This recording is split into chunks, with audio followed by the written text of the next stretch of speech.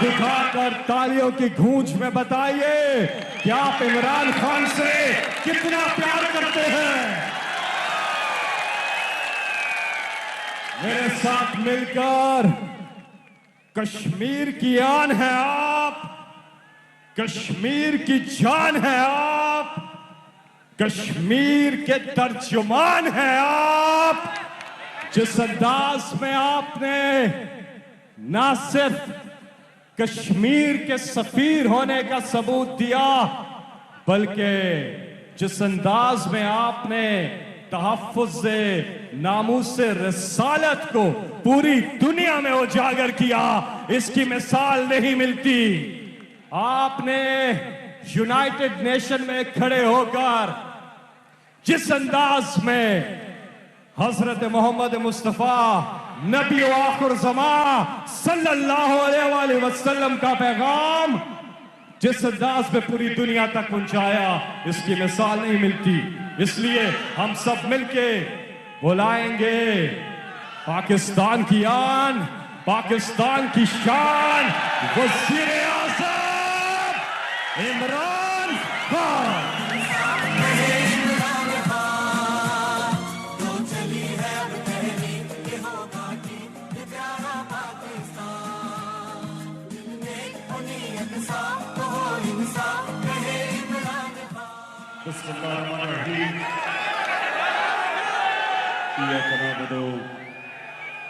वइय्याका नस्तईन। पहले तो मैं कोटली के रहने वाले शहरियों,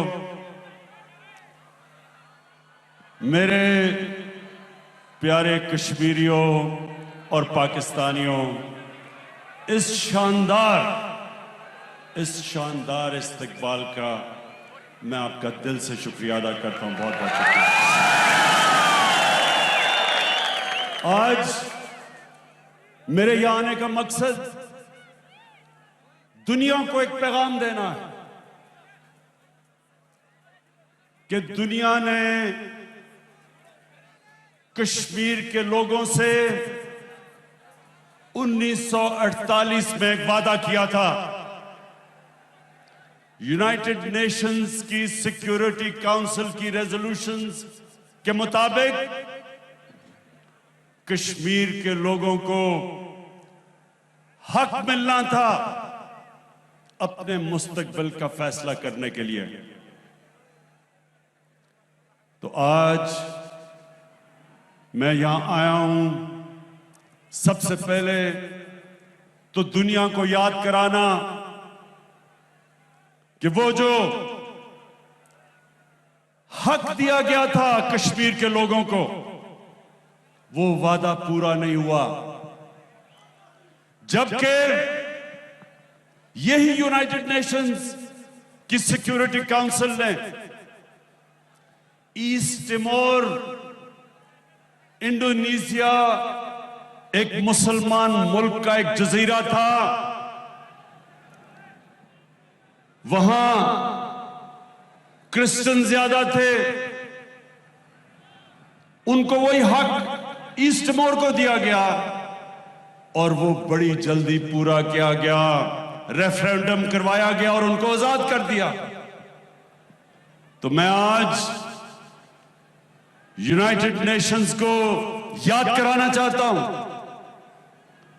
मैंने यूनाइटेड नेशंस की जनरल असेंबली में भी याद कराया, आज भी करा रहा हूं और हमेशा याद कराऊंगा कि आपने अपना हक पूरा नहीं किया। आपने जो वादा था वो पूरा नहीं किया। और दूसरी चीज, मैं कश्मीर के लोगों को यह कहना चाहता हूं कि इंशाअल्लाह जब ये आपको आपका हक मिलेगा, कश्मीर के लोगों को मकबूजा कश्मीर और आजाद कश्मीर, कि जब आप अपनी मुस्तकबिल का फैसला करेंगे और कश्मीर के लोग इंशाअल्लाह जब पाकिस्तान के हक में फैसला करेंगे, मैं ये भी आज कहना चाहता हूं कि उसके बाद पाकिस्तान कश्मीर के लोगों को वो हक देगा, उनको वो राइट देगा कि आप आजाद रहना चाहते हैं या आप पाकिस्तान का हिस्सा बनना चाहते हैं। ये आपका हक होगा। मैं आज दूसरी वजह से यहां इसलिए आया हूं कि मैं मकबूजा कश्मीर के लोगों को एक पैगाम देना चाहता हूं। और जिस तरह अभी मेरे से पहले वजीर खारजा ने कहा कि सारा पाकिस्तान आज मकबूजा कश्मीर की अवाम के साथ खड़ा है, लेकिन सिर्फ सारा पाकिस्तान ही नहीं आपके साथ खड़ा, मुसलमान दुनिया आपके साथ खड़ी है। अगर मुसलमान हुकूमतों में किसी भी वजह से, किसी की वजह से भी अगर वो आपको आज सपोर्ट नहीं कर रही, ये मैं आपको यकीन दिलाता हूं कि सारी मुसलमान दुनिया की अवाम मकबूजा कश्मीर के लोगों के साथ खड़ी है। बल्कि मैं इससे भी आगे जाता हूं, वो लोग जो मुसलमान भी नहीं लेकिन जो इंसाफ पसंद हैं, वो भी सब आज समझते हैं कि कश्मीर के लोगों को वो हक देना चाहिए जो यूनाइटेड नेशंस ने वादा किया था। मैं ये भी कश्मीर के, मकबूजा कश्मीर के लोगों को आप पैगाम देना चाहता हूं कि हमें सब एहसास है जिस तरह के जुल्म आप पे हुए हैं और हो रहे हैं, जिस तरह घरों में खबर आती है, मां बाप को खबर आती है कि उनके बेटे को गायब कर दिया गया, कहीं ले गए, जेल पे ले गए, या खबर आती है कि बेटा शहीद हो गया। मैं आपको एक बाप होते हुए ये कहना चाहता हूं कि हम सबको पता है कि आपके ऊपर क्या गुजरती होगी, किस किस्म की तकलीफों का आप सामना कर रहे हैं, किस किस्म के जालिम का आप मुकाबला कर रहे हैं और खड़े हैं आप। मैं ये भी आपको कहना चाहता हूं कि मेरे में जितनी भी हिम्मत हुई, हर फोरम के ऊपर मैं आपकी आवाज बुलंद करूंगा और कर रहा हूं और करता रहूंगा, चाहे यूनाइटेड नेशंस हो, चाहे दुनिया के लीडर्स हो, यूरोपियन यूनियन के लीडर्स हो, बर्तानिया का जो पिछला अमेरिका का सदर था, 3 दफा उससे मैंने ताकीद की कि कश्मीर का मसला हल करें। मीडिया के ऊपर आपकी आवाज उठाऊंगा। आप मुतमईन हो जाएं कि जब मैंने कहा था कि मैं कश्मीर का सफीर बनूंगा, जब तक कश्मीर आजाद नहीं होगा, सारी जगह आपकी आवाज बुलंद करूंगा।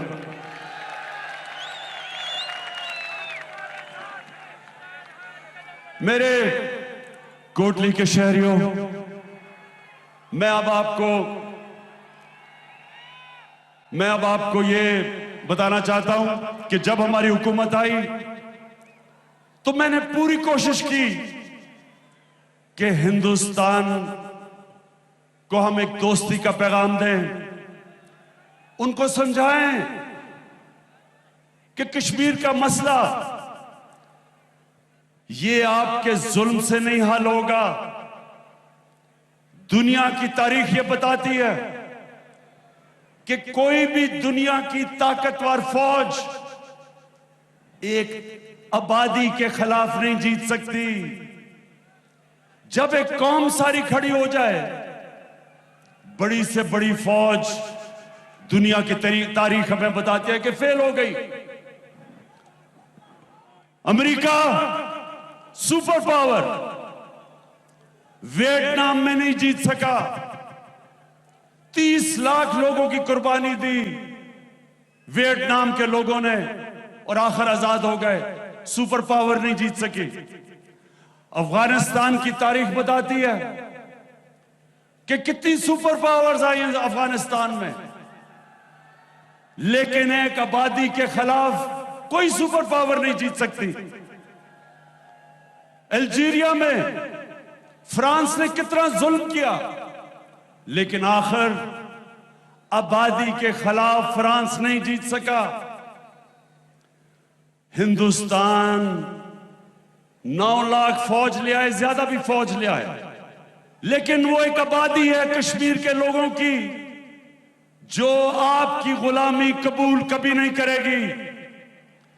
जो बच्चा पैदा होता है कश्मीर में, उसके भी दिल में सबसे पहले आजादी का जज्बा जाता है। जितने मर्जी जो मर्जी आप करें, कश्मीर पे 1 लाख कश्मीरी शहादत दे चुके हैं। मैं आज हिंदुस्तान को कहता हूं कि ये आप कभी जीत सकते ही नहीं। जब एक आबादी मानती नहीं है आपको, और जो थोड़े से लोग कश्मीर में हिंदुस्तान की हमायत करते थे, जब से 5 अगस्त से जो आपने जुल्म करना शुरू किया, लॉकडाउन किया, कर्फ्यू लगाए, वो भी थोड़े से लोग आज आजादी चाहते हैं। कोई कश्मीर का सियासतदान जो प्रो इंडिया हो, मैं आज आपको लिख के देता हूं कि वो कभी वोट जीत ही नहीं सकता, इलेक्शन ही नहीं जीत सकता हिंदुस्तान कश्मीर में। इसलिए मैंने जो पहले आपसे नरेंद्र मोदी, मैंने कोशिश की थी आते साथ ही कि हम अपने ताल्लुकात ठीक करें और कश्मीर का मसला हल करें डायलॉग के जरिए, यूनाइटेड नेशंस की रेजोल्यूशन के तहत हम हल करें। मैं फिर से आपको कह रहा हूं कि और कोई दूसरा रास्ता नहीं है। मैंने जब आपको तब कहा तो मुझे समझ नहीं आई, शुरू में मुझे समझ ना आए कि ये क्यों नहीं मेरे साथ आगे बढ़ रहा है, डायलॉग क्यों नहीं कर रहा। फिर जब पुलवामा हुआ और पुलवामा के बाद जब बालाकोट पे हिंदुस्तान के जेट ने आके हमारे दरख्तों को शहीद किया,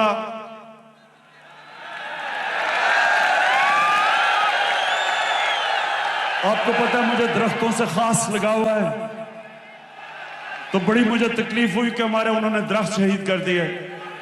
लेकिन तभी मुझे पता चल गया कि ये अमन नहीं चाहते, ये दोस्ती नहीं चाहते, बल्कि वो पुलवामा को इस्तेमाल कर रहे थे और बालाकोट को इलेक्शन जीतने के लिए। और वो जो इनके एक सहाफी गोस्वामी, उसकी जो मंजर आम में आया, पता चला कि पहले से प्लान किया हुआ था कि उन्होंने हमला करना चाहे। और मैं कहता गया कि हमारा पुलवामा से कुछ नहीं था, पाकिस्तान पुलवामा के पीछे नहीं था, लेकिन पहले से प्लान किया था कि बमबारी करेंगे, उसको इस्तेमाल करेंगे इलेक्शन जीतने के लिए। फिर मंजर आम में क्या आया, यूरोपियन यूनियन की डिसइंफॉर्मेशन लैब, पता चला कि 600 इन्होंने फेक साइट्स बनाई हुई थी, फेक अकाउंट्स की, जिसमें से प्रोपेगेंडा चल रहा था पाकिस्तान की फौज के खिलाफ और इमरान खान के खिलाफ। तो हम दोस्ती कर रहे थे, आप जड़ें काट रहे थे हमारी। लेकिन आज अब सबके सामने जो आरएसएस का एजेंडा था, जो उनकी आइडियोलॉजी थी, वो सबके सामने है, मंजर आम पे है। मैंने हर फोरम पे कहा कि जब भी कोई आरएसएस जिस तरह का एजेंडा लेके आया, हमेशा असल नुकसान अपने मुल्क को करवाया। आज हिंदुस्तान में हालात देखें, मुल्क तकसीम हुआ है। असल में आरएसएस की आइडियोलॉजी ने सबसे ज्यादा नुकसान हिंदुस्तान को पहुंचाया और पहुंचाएगा। आज हिंदुस्तान के किसान निकले हुए हैं, मुसलमानों के जो हालात हैं वो सबके सामने हैं। जो उन्होंने 2 सिटीजनशिप की लेजिस्लेशन लेके आए, मुसलमान अलहदा तंग, किसान अलहदा तंग, जो अकलियतियां हैं हिंदुस्तान की वो सब डरी हुई हैं, क्योंकि इस तरह की आइडियोलॉजी थोड़ी देर के लिए तो फायदा पहुंचा देती है, इलेक्शन भी जिता देती है, लेकिन उसके बाद माशरे का सबसे ज्यादा नुकसान इस तरह की फैशिस्ट आइडियोलॉजी करती है।